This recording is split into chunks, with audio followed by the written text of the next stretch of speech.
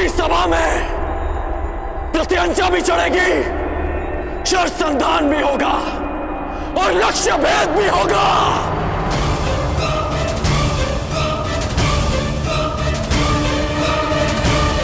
मैं परशुराम शिष्य राधेकर्ण ये लक्ष्य भेद स्वयं करूंगा।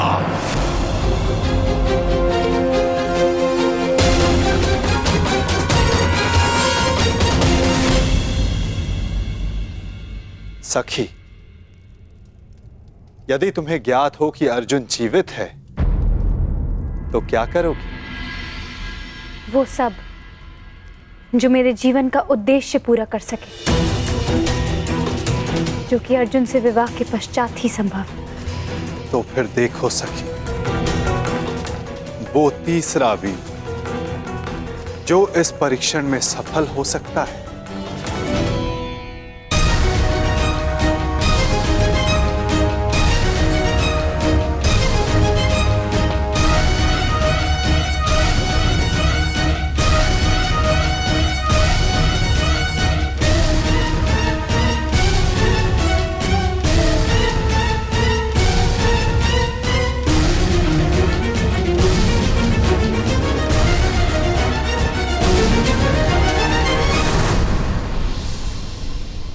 यदि कर्ण ने लक्ष्य संधान कर दिया सखी, तो तुम अपने जन्म का प्रयोजन सिद्ध नहीं कर पाओगे।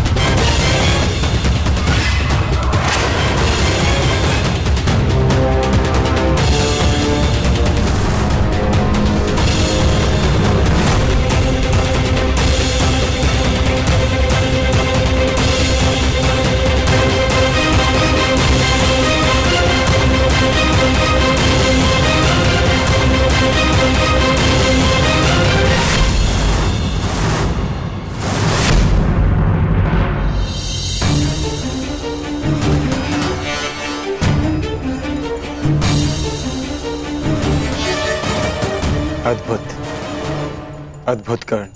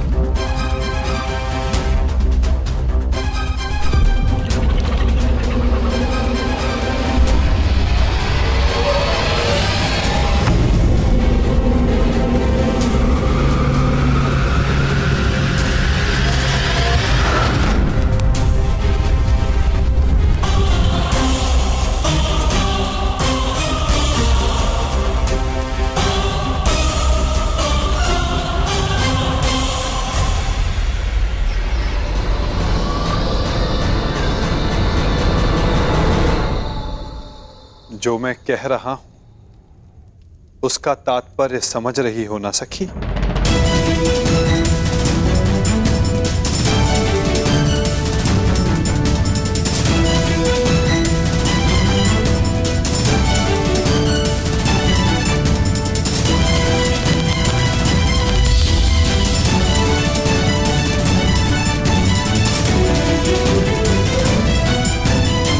बिना देखे आपने लक्ष्य संधान कैसे किया? आपके नेत्रों में देखकर।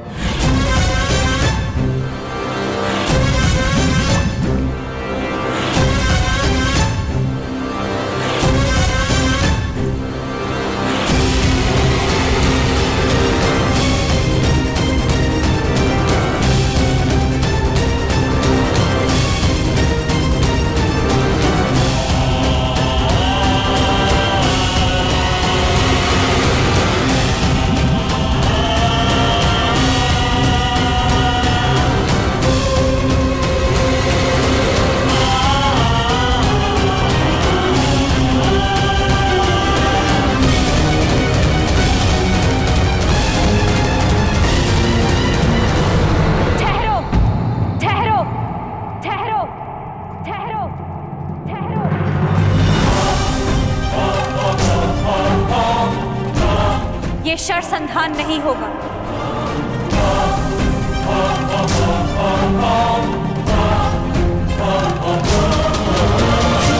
परंतु क्यों?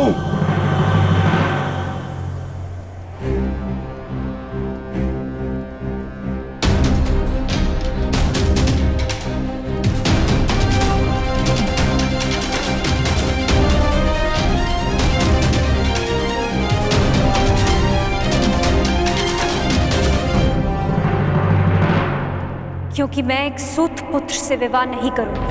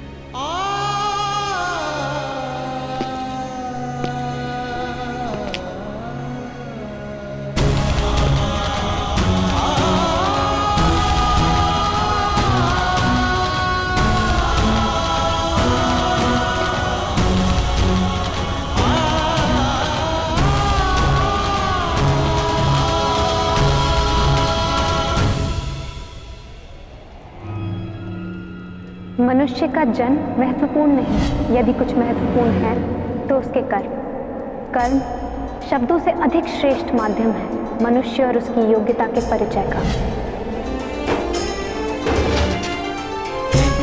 धर्मं च लोभं च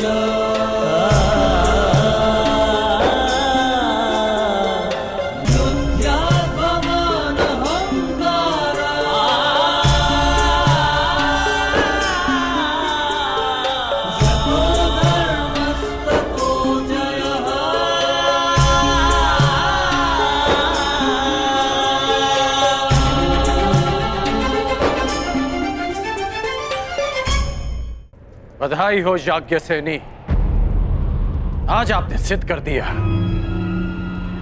कि कभी कभी शब्द कर्म से अधिक श्रेष्ठ माध्यम होते हैं।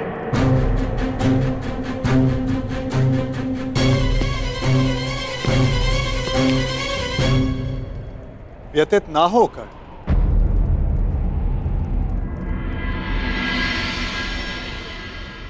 ये निर्णय स्वयंवरा का है और इस सभा में उपस्थित सभी को इस निर्णय का सम्मान करना चाहिए। बस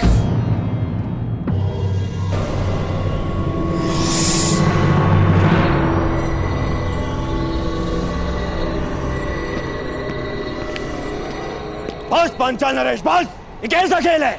आप अपनी पुत्री का विवाह करवाना चाहते भी थे या नहीं?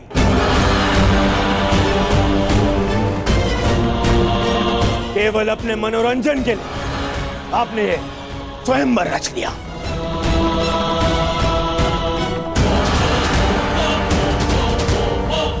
आपने आर्यव्रत के बड़े बड़े शूरवीरों को यहां आमंत्रित किया। किसी को ज्ञात भी नहीं था कि परीक्षण में होने क्या वाला है। फिर एक विचित्र सी शर्त रख दी आपने स्वयंवर की, और जब अंगराज इस परीक्षण में सफल होने वाले थे तो आपकी पुत्री द्रौपदी ने इन्हें रोक दिया।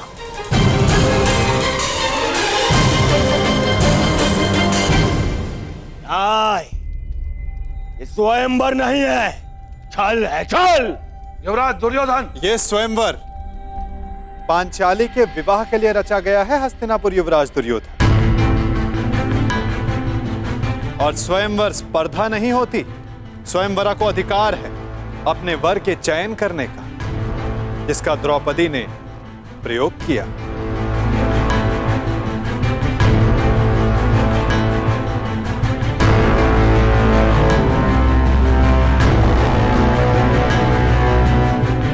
और रही बात छल की राजकुमार दुर्योधन, तो छल किसने किया, कहां किया, कब किया, उस विषय में कदाचित आप इस भरी सभा में बात नहीं करना चाहेंगे, है ना युवराज दुर्योधन?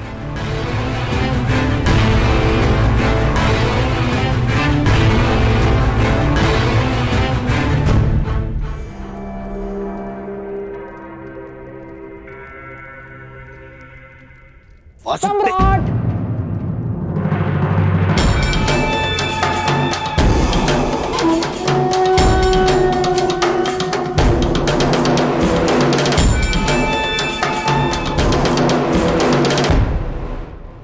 मैं यहां उपस्थित सभी राजवंशियों की ओर से कुमारी द्रौपदी के निर्णय का समर्थन करता हूं।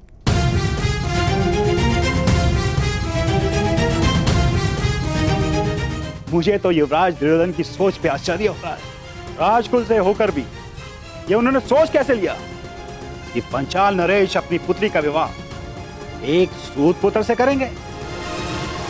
सावधान मत नरेश।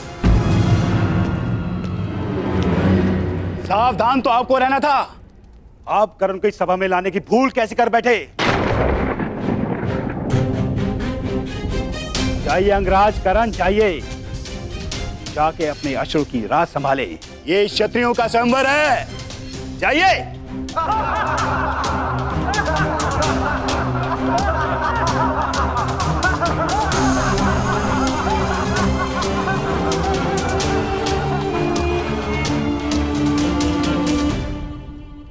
हाँ, हाँ, हाँ, मैं एक सूत पुत्र हूं।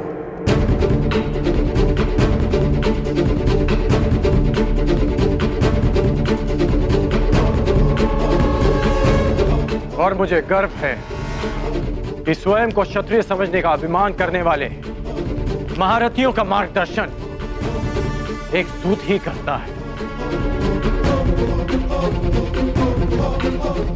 पथ निर्धारित करने वालों को यह नहीं भूलना चाहिए, जो खड्ग और गदा हाथ में लेकर वो वीर होने का दम भरते हैं, उसे कोई क्षत्रिय नहीं, एक लोहार बनाता है।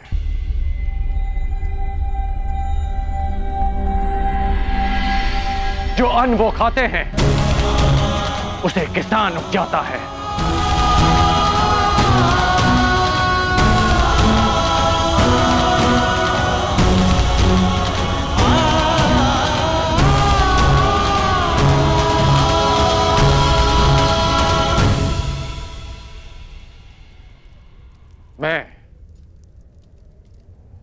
मेरा उपहास उड़ाने वालों से व्यथित नहीं हूं। सोच वर्षों से जानता हूं।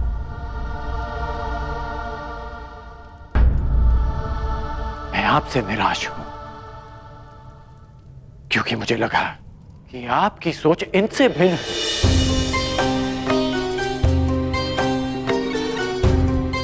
अपमान को सहने की क्षमता स्वयं में लाने के लिए मुझे वर्षों लग गए, परंतु आश्चर्य इस बात का है कि एक सूत का अपमान करना, उससे घृणा करना, कुछ दिन पहले जन्मी पांचाली इतना शीघ्र सीख गई। कैसे?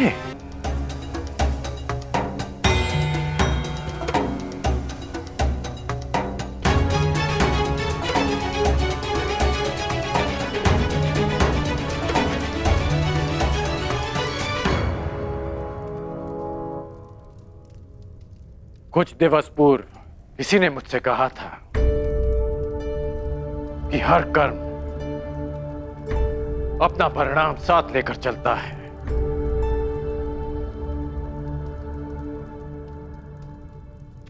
तो सुनिए याज्ञसेनी कि जो आज आपने मेरा अपमान किया, उस अपमान का परिणाम आपको अवश्य मिलेगा।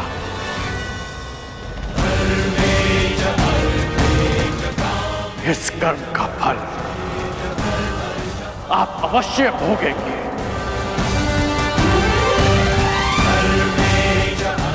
आपके शब्दों के गूंज का नाद जीवन भर आपको सुनाई देता रहेगा। स्मरण रहे।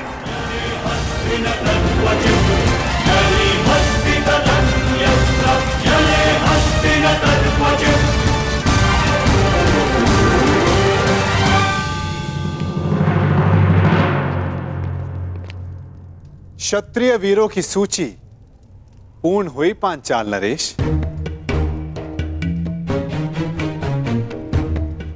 प्रतीत होता है कि अब और कोई नहीं जो इस परीक्षा में सफल हो सके।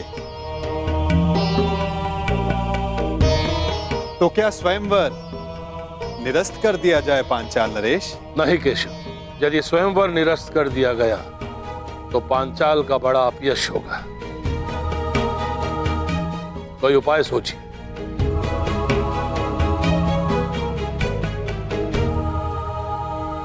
शांत हो जाओ मेरे होने वाले सम्राट। देखो कर्ण, इस स्थिति में केवल एक ही उपाय है। स्वयंवर संपन्न हुआ, हमें यहां से चलना चाहिए। कि स्वयंवर सर्वसाधारण के लिए खोल दिया जाए।